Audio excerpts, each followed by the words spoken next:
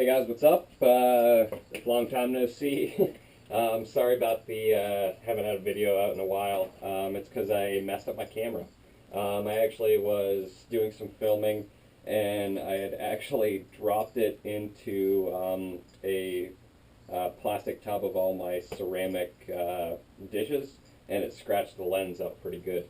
So next time, with this one, I'll be a little bit more careful. Basically, what I did was I tried to get the scratch buffed out. I took it to a jewelry store. They sent it out and buffed it and stuff like that.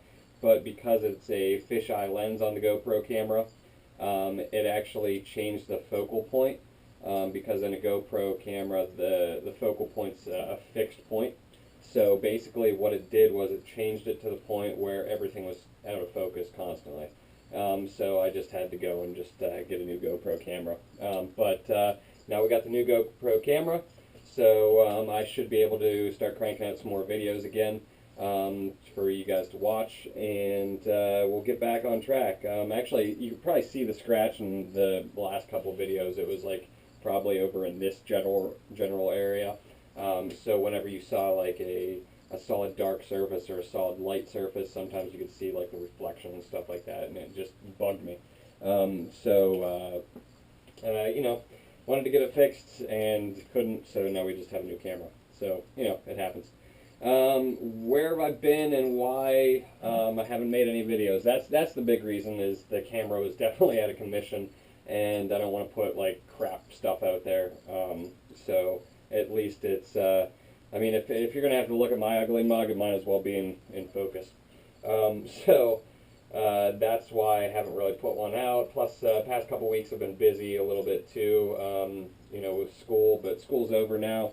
Went to Vancouver for a wedding.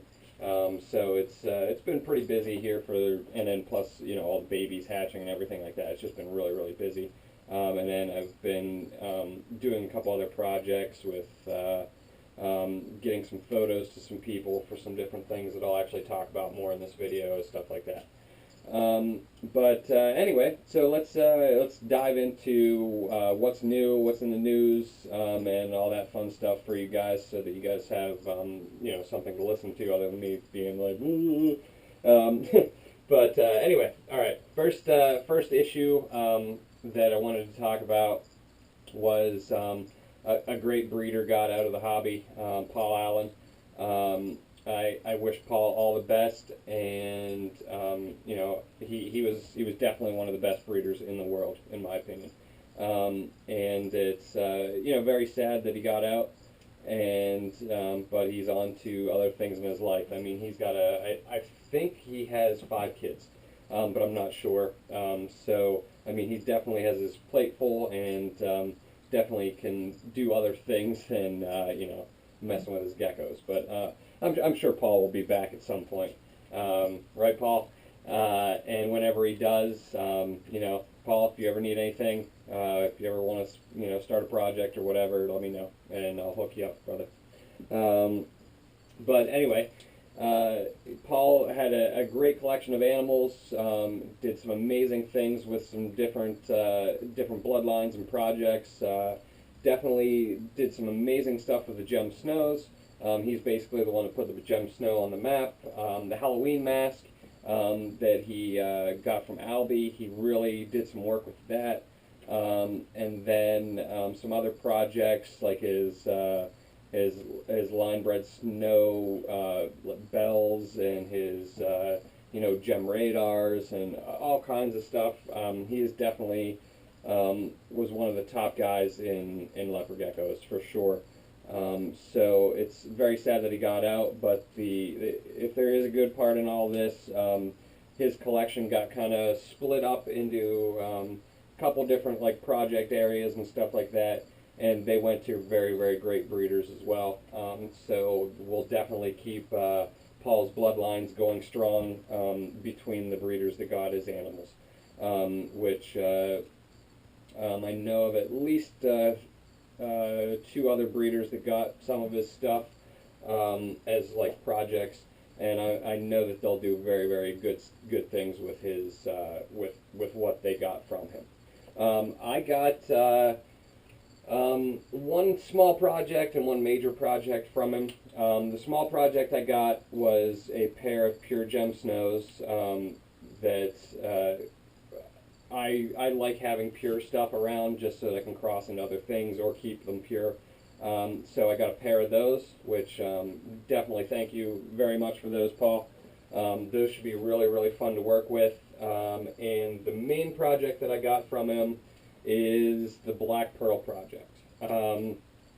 The Black Pearl project is definitely a touchy project in a way because its name's kind of been a little tarnished already with between is it you know, how genetically does it work and stuff like that. And I mean, I know a lot of people that, you know, lost a couple bucks with the project, so it's already off to a kind of a rocky start.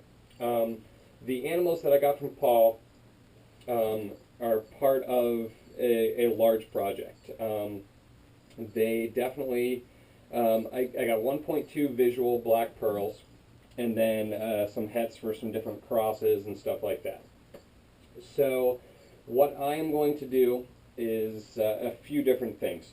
One, I'm going to see genetically just how it works. Paul has, he definitely thinks that it is it has a recessive component to it, which would be awesome if it was a recessive thing.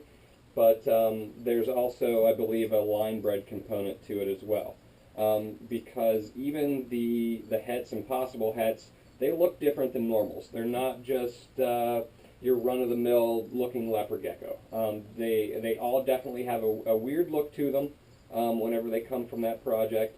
So it's definitely going to be my job now to figure out what all is going on with it and how to make it better, how to single out certain aspects of the project to continue them on to the next direction that we're going to go with them. But like I said, I have quite a few animals, so I'll be able to definitely look into it more and see what all's going on with it, cross it to a few different things, because to my knowledge, this might be one of the only males in the world of the black pearl still. I think there might be one other breeder that has a visual male, so it's definitely going to be very, very important to see what I can do with this as well. The other thing too is that it's also been crossed into some other dark projects, so I'm also going to have to distinguish what is from the black pearl line, what is from the other line that's mixed into it, and then also mix in my special ingredient that I'm going to mix in to see if I can't create the all black leopard gecko that stays black throughout its whole life.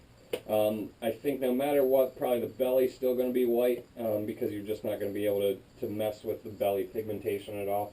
But I definitely think that you can have a solid black backed animal and it stay black for its entire life. There's definitely a couple things I'm going to work into it, but I'll go over a lot more of this. I'm going to do a video just on the black pearls so that you guys can see the animals that I'm working with, the animals that I'm going to be crossing it into, and I'm kind of going to do a visual documentary of what I'm going to do with the project, how it's going to be done, and so you guys can see the project evolve over time. Because I don't think that's ever been done in a leopard gecko project as far as like over many, many generations. So we're going to try to make a basically like a video documentary from start to finish of when I got the animals, what they looked like, and how they will progress into what I think they can become. So there's definitely a few things that I got to do to it, but I think that I definitely can make a very, very dark animal that stays dark for most of its life. But anyway, enough about the black pearl, because I'm going to make a separate video just on that. I'm going to go into a couple other topics real quick. One of them is the new leopard gecko book by Ron Tremper. It's a lot like the other one, only it's got a little bit more pictures, a little bit more in depth into a few topics. Definitely shows more of the new combinations of morphs and stuff like that that are out there right now. Shows some other cool and interesting projects that could be genetic and are being tested out right now. I wanted to see if I can find the project that I'm most interested in real quick, so I can show you guys, because it's definitely something that even I would want at this point, if I can find it.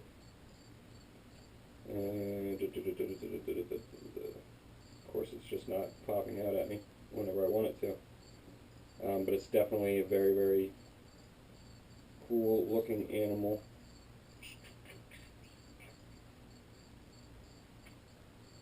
Where is it? Are you kidding me? I really cannot find this right now.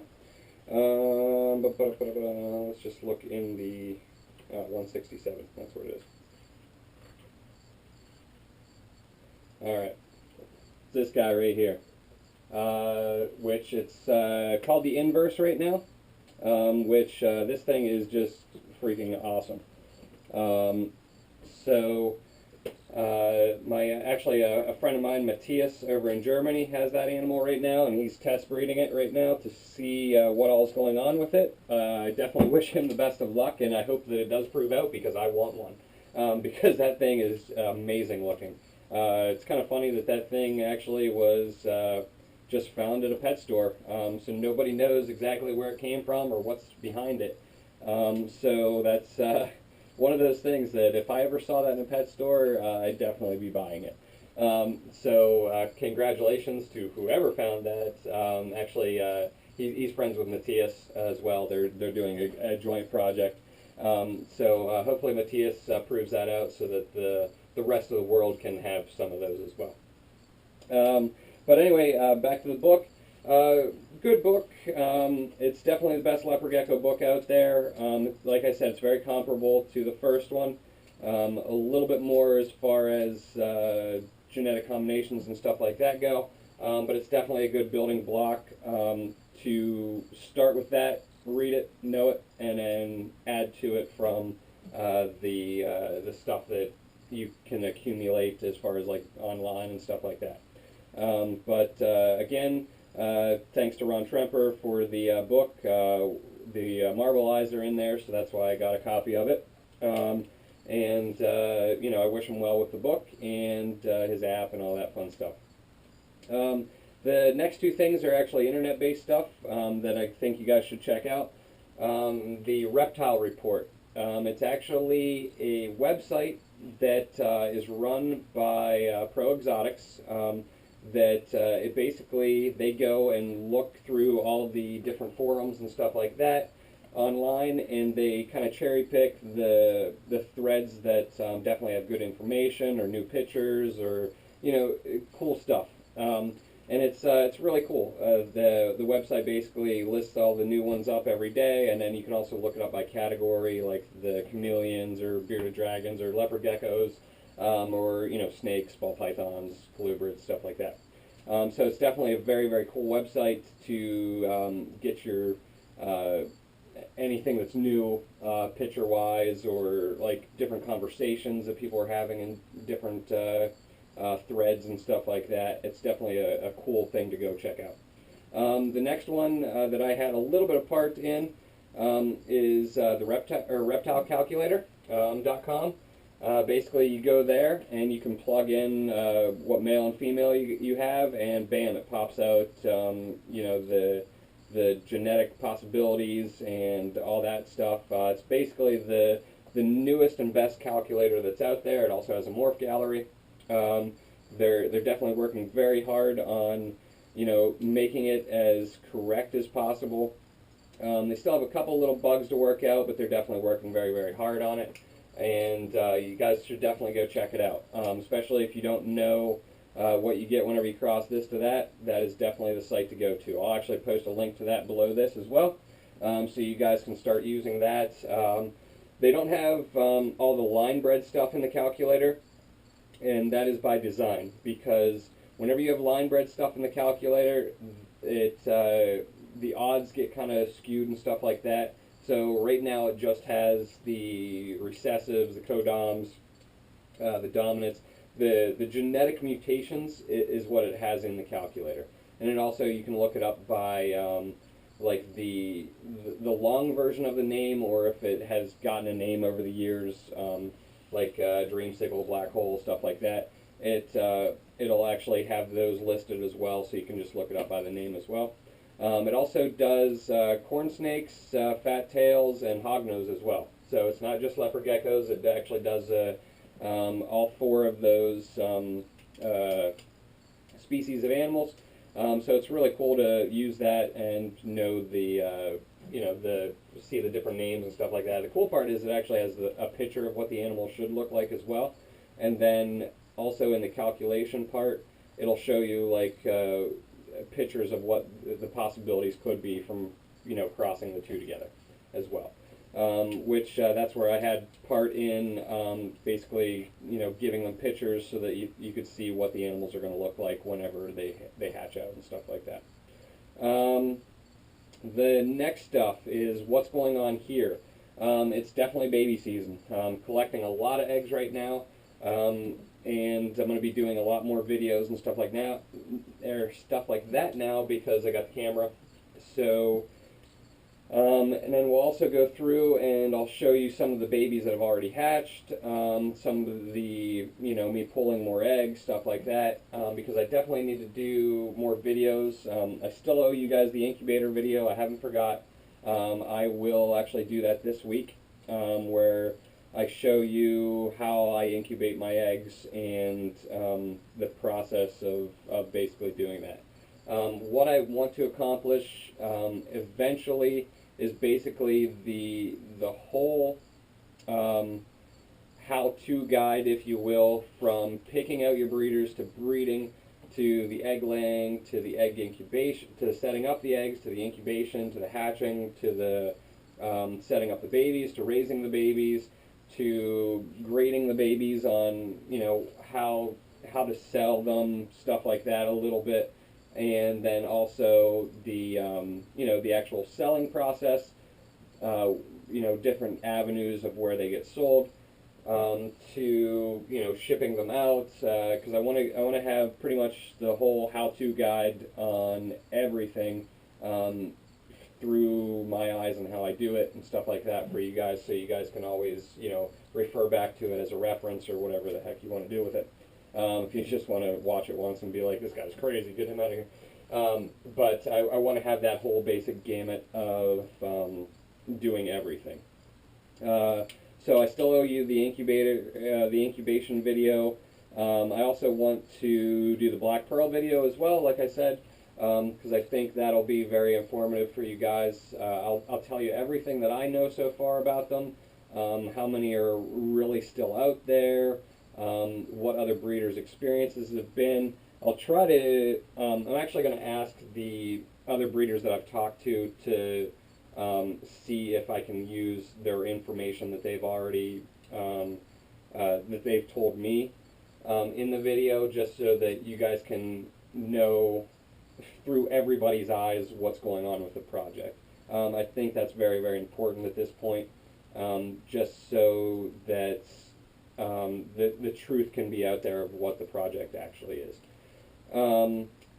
The other thing that I wanted to do a video on was my second type of roach that I work with, the lateralis, because the babies are exploding, literally, of those. So there's thousands right now. And then also go through and show you some of the new hatchlings, new combinations, some cool hatchlings, some weird hatchlings, stuff like that. Because I did hatch out a couple things that are probably first of their kind in the world already this year, like the white and yellow marble eye, the tug snow marble eye, and both of those being in Tremper so far. So I mean, there's definitely some combinations that that I've hatched out that it probably haven't been done yet. If they have been, I mean, I haven't even heard about it yet. So just get you a little bit up to date on, what's going on pretty much on a daily basis and stuff like that. And then there's also been a lot of questions that you guys have asked, and I want to pick some of those out and actually show you through video an explanation of them and stuff like that. Everything from my female's not eating, what do I do type of thing, things to look for why your female's not eating, because this time of year, if she's ovulating, she probably isn't eating. Especially if you haven't bred her or anything like that, and their tails will shrink right up. Actually, I had a friend of mine that's what happened to a female that I sold to him. He was like, "Oh, it's not eating, blah blah blah," and I was like, "Well, check and see if it's ovulating," and sure enough, it was ovulating, and that's why she's not eating right now. Because it definitely happens, even in smaller animals. I've seen females ovulate at like 25, 30 grams before. That definitely does not mean that you breed them at that size, but they can definitely ovulate at that small size, and it definitely will take a lot out of them. I mean, it's definitely a hormonal thing. Basically, whenever they're ovulating, all their energy goes into those ovulations and eggs. So basically, they'll suck the fat and the nutrients right out of their tail just to go towards their ovulations. And then if they're not bred, those ovulations really aren't going to form anymore or anything like that. So basically, what would have to happen is basically they have to resorb all of the ovulation, and it's taxing even if they're not bred. It's definitely one of those things you got to watch out for, especially this time of year, because it can happen. I mean, just because your female's getting thin, though, that doesn't mean she's sick either. So it's one of those things that I want to do a video on that kind of thing so that everybody knows, what to do if your female's not eating, stuff like that. And I think that's pretty much it for right now. This video is just to get you caught back up on what's going on and, what's going to be in the future, stuff like that. Got freaking animals over here scratching up their styrofoams and stuff like that. I'm also going to do like a video on how I prep the ship and stuff like that, because of I'm going to be starting to send out a lot of animals. So I want you guys to see the process of me actually sending out the animals and stuff like that as well. But that's it for now. I don't want to make this video too long and take up too much of your time. But look for more videos this week, and I will hopefully get all those out to you, because there's definitely other stuff going on with the Facebook page and stuff like that. It's going to be definitely a busy few months between online stuff and stuff that's going on here. So definitely stay tuned for pretty much the fun ride that I'm going to be on this summer.